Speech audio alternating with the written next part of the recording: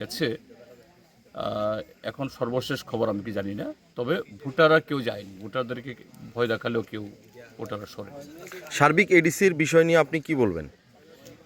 এখন একটু আর্লি হবে, এটা এখন সারা ত্রিপুরা যে খবর আমার কাছে নেই, সবটা খবর নিয়ে বিকালের মধ্যে জানতে পারবো।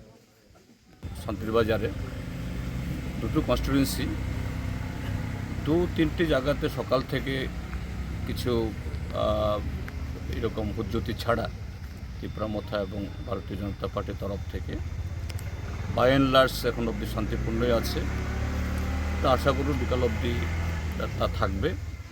তবে ভোটার যারা, তারা ডিটারমাইন্ড, যে পার্টিরই হোক, তারা যার যার পছন্দের জায়গাতে ভোট দেওয়ার জন্য এসছেন। যে ভেতরে এজেন্টদের বের করে দেওয়ার এরকম চেষ্টা থাকলেও কিন্তু ভোটাররা কোথাও সরে আসেনি, এটা ভালো লক্ষণ। এটা গণতন্ত্রের জন্য এটা খুবই জরুরি। আপনি কোন স্কুলে ভোট দিলেন? আমি তো এখানে দিলাম যে সোনামোহন পাড়া জেবি স্কুল, এটা আমার বাড়ির এলাকাতে, এটা 27 নম্বর কেন্দ্র। সমস্ত ভোট গ্রহণ কেন্দ্রে সিপিআইএম দলের পোলিং এজেন্টরা কি আছেন? এখানে তো 3টি কেন্দ্রে বললাম, 3টি কেন্দ্রে দুটোর এই নির্বাচনী কেন্দ্রের সকালে বের করে দেওয়া হয়েছিল। কোন দুইটি? এটা একটা হলো এই মন্ডি রাজাপাড়া, যেটা 28 নম্বর বোধ হয়, 28-এর 28।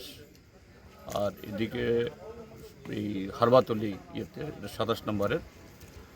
আর বিলোনিয়াতে সেখানে 10 নম্বর কেন্দ্র, আরেকটা হলো ওইটাও 27 নম্বর কেন্দ্র, 27-এ 27।